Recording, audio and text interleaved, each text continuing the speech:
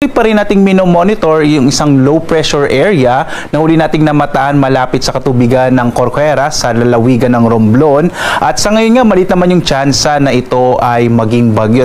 Pero makikita natin, may makaulapan pa rin ito na magdadala ng maulap na kalangitan, na may mga maihinang mga pag-ulan, na may kasamang pagkidot pagkulog sa malaking bahagi ng Mimaropa, Calabarzon, gayon din sa Bicol Region, ilang bahagi ng Central Luzon, lalo na inaasahan natin may posibleng medyo kumilos ito Kanluran, Hilagang Kanluran kung hindi ito malulusaw ngayong umaga. So posible pa rin ang maulap na kalangitan sa bahagi ng Bataan, Zambales, Pampanga, Bulacan at maging dito sa Metro Manila, inaasahan pa rin natin malaking tsansa ng mga pag-ulan bandang tanghali hanggang hapon hanggang sa gabi. Samantala, meron pa rin tayong easterlies o yung hangin nagmumula sa karagatang Pasipiko at ito ang magdadala ng mas malaking tsansa ng mga pag-ulan sa may bahagi naman ng Aurora, Quirino at Isabela. Makikita naman natin yung Intertropical Convergence Zone or ITCZ ay nasa offshore, sa may karagatan lamang at hindi nakakaapekto, direct na nakakaapekto.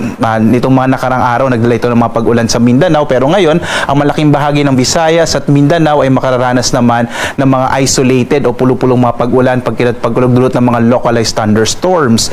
Easterlies yung nakakaapekto, partikular na sa may silangang bahagi ng ating bansa. At makikita po natin dito sa ating satellite images yung ating low pressure area, kulay green yung ating marka po dito. Ang ibig sabihin ng green ay unlikely or maliit yung tsansa or inaasahan natin na ito ay posibleng malusaw. Kapag may minomonitor tayong low pressure area, nagbibigay po tayo ng update every 6 hours at ina-upload natin to sa ating Facebook account. At makikita po ninyo itong ating legend, either green, yellow, orange, or red. Dito po natin makikita kung magiging bagyo ba ito in the next 12 to 24 hours hanggang 70 hanggang sa mga susunod po ng mga oras. So patuloy po nating magbibigay ng update after 6 hours po kung anong mangyayari dito sa low pressure area na ating minomonitor.